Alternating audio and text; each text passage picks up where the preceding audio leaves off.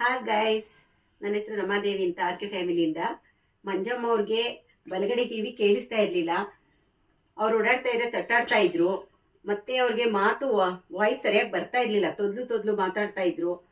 ನಾವು ಅವ್ರ ಮನೆಗೆ ಹೋಗಿ ಅವ್ರ ಆಕ್ಟಿವಿಟೀಸ್ ನೋಡಿ ನಮ್ಮ ಪ್ರಾಡಕ್ಟ್ ಬಗ್ಗೆ ಅವ್ರಿಗೆ ಹೇಳಿದ್ವಿ.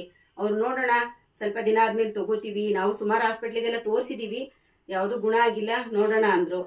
ನಾವು ಅವ್ರಿಗೆ ನಮ್ಮ ಪ್ರಾಡಕ್ಟ್ ಬಗ್ಗೆ ಅವ್ರಿಗೆ ಕೂತ್ಕೊಂಡು ತಿಳಿಯಾಗಿ ಹೇಳಿ, ತಗೊಳ್ಳಿ, ನಂಬಿಕೆ ಇಟ್ಟು ತಗೊಳ್ಳಿ, ನಮ್ಮ ಪ್ರಾಡಕ್ಟ್ ಬಗ್ಗೆ ಒಳ್ಳೆ ರಿಸಲ್ಟ್ ಇದೆ, ಎಲ್ಲ ಕಡೆನೂ ರಿಸಲ್ಟ್ ಚೆನ್ನಾಗಿ ಬರ್ತಾ ಇದೆ, ತಗೊಳ್ಳಿ ಅಂತ ಹೇಳಿದ್ವಿ. ಇವಾಗ ತೊಗೊಂಡು ಅವ್ರಿಗೆ 25 ದಿನ ಆಗಿದೆ. ಇವಾಗ ಮಂಜಮ್ಮ ಅವ್ರ ಮನೆಗೆ ಬಂದಿದ್ದೀನಿ. ಅವ್ರು ಏನು ಹೇಳ್ತಾರೆ ಅಂದ್ಬಿಟ್ಟು ನೀವೇ ಹೇಳಿ ಮಂಜಮ್ಮ ಅವರೇ, ಫಸ್ಟ್ ನಿಮ್ಗೆ ಏನು ಪ್ರಾಬ್ಲಮ್ ಇತ್ತು, ಇವಾಗ ಹೇಗೆ ಪ್ರಾಬ್ಲಮ್ ಸಾಲ್ವ್ ಆಯ್ತು? ಹೊರಗಡೆ ಕಿವಿ ಕೇಳಿಸ್ತಾ ಇರ್ಲಿಲ್ಲ, ಇವಾಗ ಕೇಳಿಸ್ತಾ ಇದೆ. ಬಾಯಿ ತೊದಲು ಬರ್ತದೆ, ಇವಾಗ ಸ್ವಲ್ಪ ತೊದಲು ಕಮ್ಮಿ ಆಗದೆ. ಕೈ ಕಾಲು ನೋವೆಲ್ಲ ಕಮ್ಮಿ ಆಗೈತೆ. ನೋವಿತ್ತು.